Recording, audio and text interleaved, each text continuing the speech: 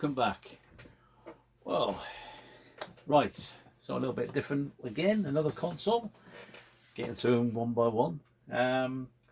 Just thought I'd show you today is the Nintendo 64. Now, everybody knows what this is. Most famous for Donkey Kong, Turok. Oh, amazing, what a solid machine. Anyway, let's do what we always start with. This is the console. 4 players. It's got a port, got to have a memory pack for games like Donkey Kong 64. Some games needed an expansion, that's where it used to go. I can't find mine, as always. You want to do a video and you can't blooming find it. Anyway, I'll just do a quick rundown. 4 controllers, on and off, reset, memory pack, cartridge in the top. Also comes with a separate power supply that goes in the back, and you've got I can't think what cord adapter that is, but it's like you say, you can use your normal SCART lead or whatever, plug in the back. Brilliant picture through SCART as well. Anyway, that's the basic rundown. What was quite surprising is the power supply. You can't just stick any power supply on one of these. It's got like it's like a pack that goes in the back. So if you haven't got a spare one, you're knackered. Anyway, so that's your power supply plugged in. Then you got these nice controllers. They come in all sorts of colours. Some are quite rare, some are see-through. Same with these consoles, they come in all sorts of colours, see-through, bright red, green. Pretty basic. Like your Xbox consoles really. But on this one it's got like a joystick in the middle, and underneath it's also got a trigger button as well, and then you got your vibrator packs you bung in the bottom of here as well. I think that's a memory card saver as well, so you can have that on as well, and you got your shoulder buttons, and yeah, so they all work as normal, just like any other controller. Nice to have a couple of controllers just in case, like everything else. So I just thought I'd show you this one. Make sure you've got the right one plugged in. The games, yeah, solid. Donkey Kong 64. I've got Turok here, got the box, but I haven't got the game. That's the sort of boxes they came in. Nice bit of detail. And yeah, very solid. Same again with the backs. They've got to have a certain screwdriver, take them apart, but you never have to anyway. But like I say, yeah, pretty robust. And again, cartridge games at the minute are quite cheap, but some of the cartridge games are going up in price, and the rarity of them as well. So some like Conker's Bad Fur Day, you charge you anything between £60 and £100. Ridiculous amount of money again. So again, like I like to do on this, is show you an alternative. Well, I managed to get me Addons 64 Plus. It's a multi-region card, so it can work in other countries as well as ours. And it's also, what you got is an SD card inside. Save you £60 delivered. I mean, that's amazing. When you think one game will cost you £100, and you think there's hundreds of games for this, and you know, that is cheap. Anyway, I just thought I'd quickly show you this working. Like any other cartridge, slightly different in shape to a normal cartridge, but it's the same couplings underneath. I'll plug straight in, plug it in, whack it on. And what's good about this, oh, yet again, get to put the, always something, to put the aerial lead in. Oh yeah, there we go. Comes up with an initializer screen. What an amazing thing. Because it's on an SD card, it shows you the megabytes of the games, and it shows you all the games that are playing, so you know what size they are. So you'll need to have the memory expansion on some of them because they're quite big. So 64 meg. I think this will just up to 32 meg. And then all you do is you move right on the joystick, and then it shows you all the games in alphabetical order. And as you can see, there's quite a bit on there. I bet there's games that are missing that I haven't got on there yet, so I haven't been through the whole collection. But yeah, I think it's everything you're going to need. As you can see, absolute loads for 60 quid already with an SD card complete. I mean, you can't go wrong with that, can you? I mean, trying to find some of these games now are getting quite hard on some of the forums. Vigilante 8. So we just do a quick play. And all you do is just press start and wait for the loading screen to come on. This controller may not be inserted. Like I say, the sound and picture quality, I've never had a problem with the N64. So, and yeah, amazing quality for its time. Let's get on with the mission. This is before PlayStation 1. Run around on this. Don't want to spend too much time on it as usual. Don't want these videos getting any longer if I can help it. Yeah, I think we all remember this one. What was go? What was go? What was go? What was go?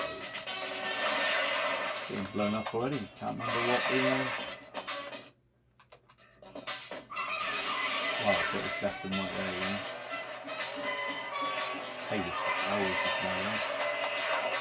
Protect your weapons and shoot your other carts.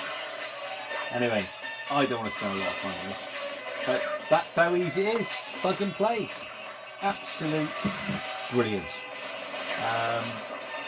Not more I can say, but I've just got something else to show you. So I'm just going to pause it, come back for a second, which won't be long in your time, it will be in mine.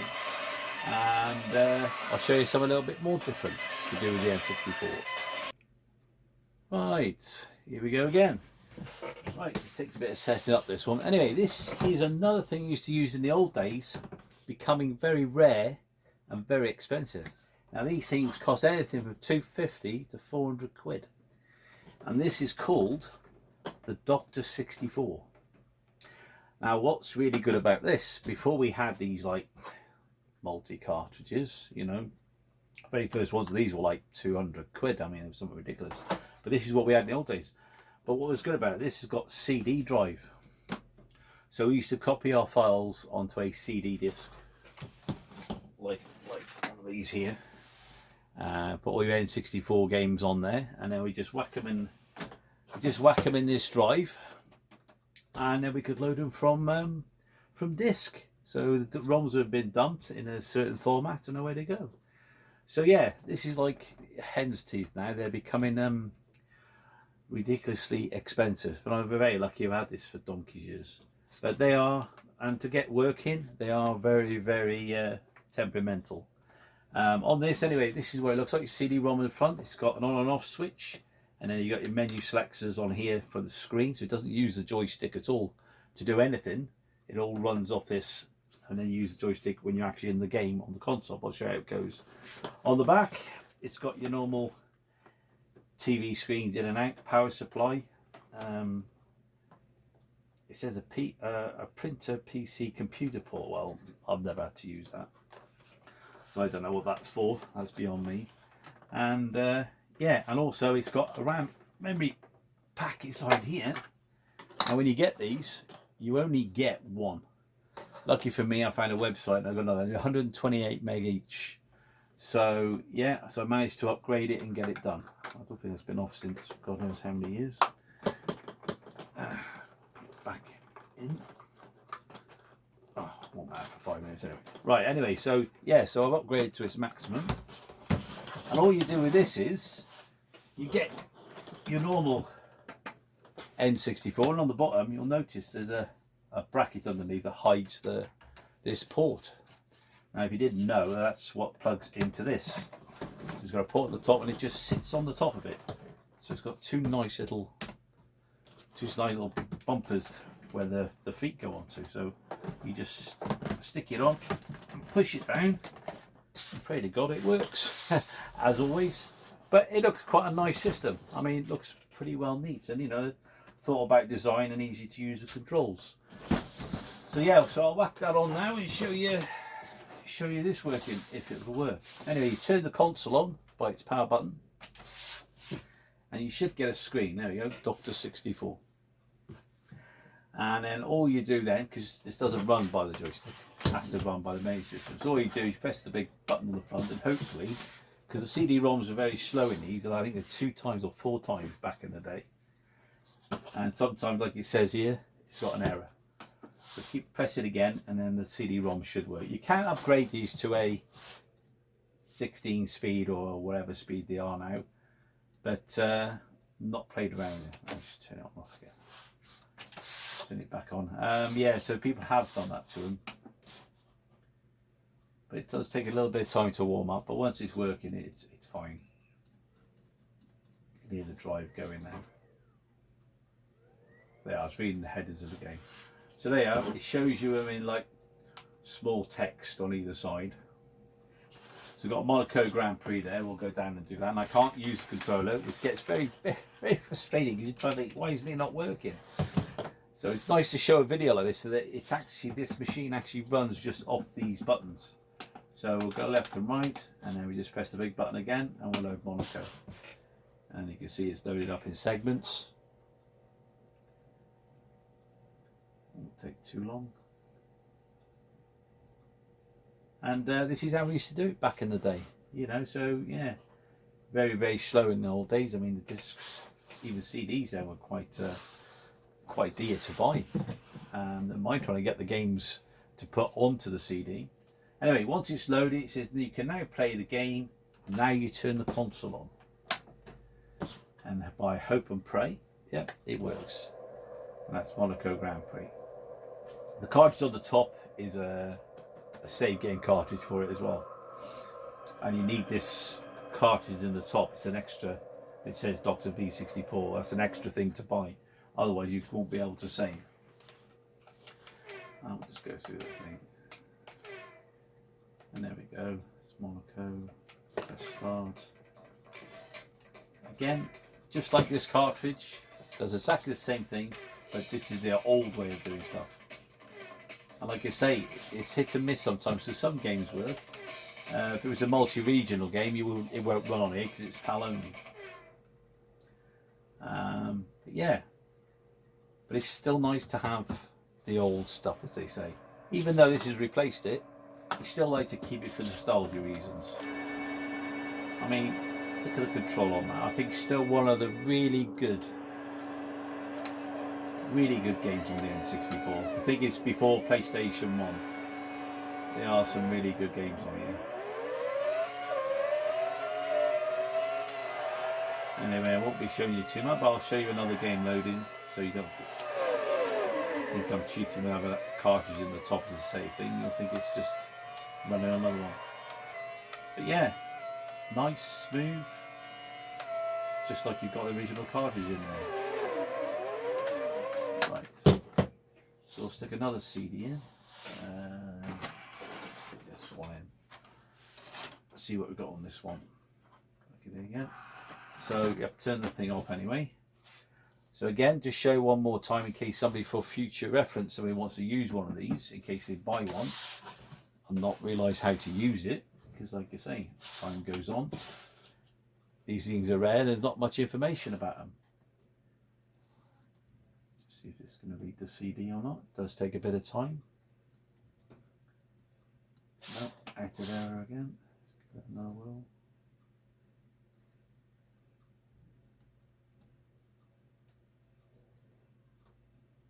Hear the drive moving. No, out of time. Let's take it out again. Turn it on again. It's patience, really. You know, there's nothing wrong with the CD-ROM. It's just sometimes these CDRs, some of them, you know, I mean, even I got a scratch on there, you know. Yeah, there we go, he's coming up. But they still work. The old CD drive is very forgiving. And again, you can see there's 2, 4, 6, 8, 9, 10, 11, 12, 13, 14, 15, 16, 17 games on there. Most famous game of all. Oh, see, I'm trying to use a controller and not use this. I'm going to do 007. See if it'll load. Again, these things are temperamental. You know, anything you play old now is, you're going to turn it on one day and it won't blooming work. But like I say, while they're working, it's still nice to show this stuff off. Yeah, there's not more I can say really. We'll let this load in. But yeah, expensive. Prices of this stuff's just through the roof. I mean, retro stuff today it's crazy, isn't it? Oh my god, how slow. This is how slow. I mean, if we were using this Ed64 now, that game would have been in. So you can see the pain of using the old stuff. But if you think about it, in our day, these games are quite dear anyway. So if you're getting all them free games downloaded onto a CDR and to play, oh, I don't know where this will work. It's an American one anyway. We'll see. Oh, yeah, it works. So there you are. And we've got the famous game, 4 players. You can play on this game, playing 007. Absolutely amazing. First time you can get 4 people on one screen to play. And amazing game. Anyway, I'll leave it on that anyway, just so don't like to bore you anymore. But like I said, there you go. That's the N64 with the Dr. V64 adapter. Thanks for watching. Please subscribe. Find something for you next week, hopefully, if I get time. Anyway, thanks for watching, and I'll see you again. Bye-bye for now. Oh yeah, better turn you off, haven't I?